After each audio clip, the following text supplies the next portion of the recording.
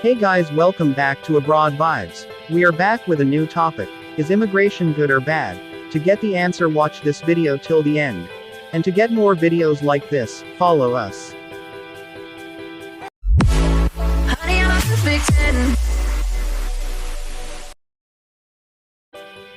Before we start, we should know that what is immigration? Immigration is when people move from one country to another for more than just a short stay. People become migrants for all kinds of reasons, whether retirement, love, study, or fleeing war or persecution. We call these last people refugees. One of the biggest, and most controversial, groups are economic migrants. So let us know that is immigration good or bad? Number 1. Increased economic output and living standards. Net immigration will lead to a growth in the size of the labor force and an increase in the productive capacity of the economy. Immigration leads to higher economic growth with a corresponding rise in tax revenues and potential for government spending. But on the other hand, we have potential negative impact on real wages, which is argued that low-skilled immigrants put downward pressure on wages. The argument is that an increase in the supply of unskilled labor enables firms to fill vacancies with lower wages than previously. Between 2010 and 2018, the UK had a high rate of net migration, but this was also a period of stagnant real wage growth. The impact on wages tends to be greater for the low-paid and those with few educational qualifications. A recent study by the Bank of England found a rise in immigration had a small impact on overall wages. With a 10% increase in immigration, wages fall by 0.31%. A study Dustman et al. 2013 find negative effects of immigration for the lower paid. They found that a 1% increase in the ratio of migrants to non-migrants leads to a 0.5% decrease for the poorest 10%. Number 2. Potential entrepreneurs. It is argued that immigrants often arrive with little wealth, so have a greater incentive to try and make something for themselves. Also, people who are willing to leave a country and try in a foreign company are the most ambitious and willing to take risks, and a result tend to be the more dynamic part of the workforce.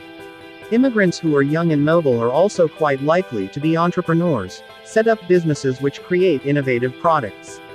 The American economy is an example of how immigrants have moved to America and set up classic American companies, leading to higher living standards and a greater choice of goods and services. For example, Apple's Steve Jobs' father, Abdul Fattah Jandali, was from Syria. Alexander Graham Bell, Telephone AT&T, from Scotland. Jeff Bezos, Amazon, son of a Cuban immigrant. Sergey Brin, Google, is a Russian immigrant.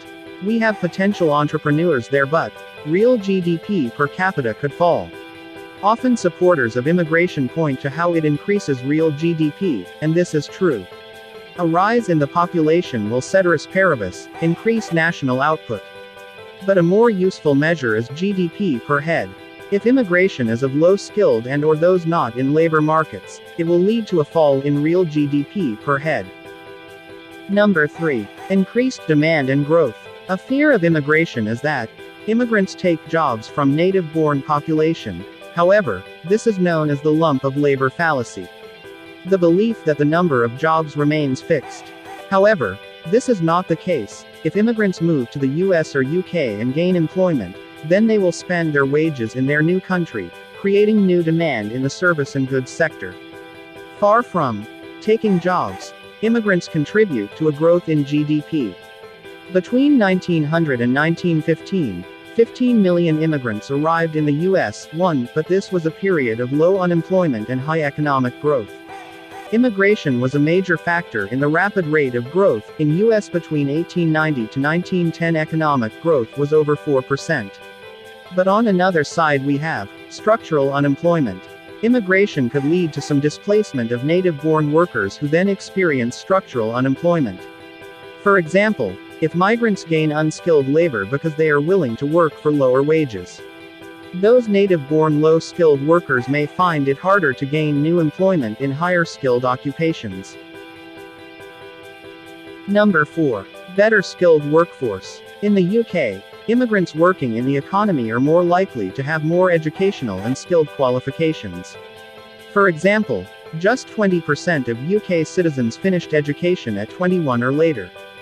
But 53% of new immigrants were educated until 21 or later.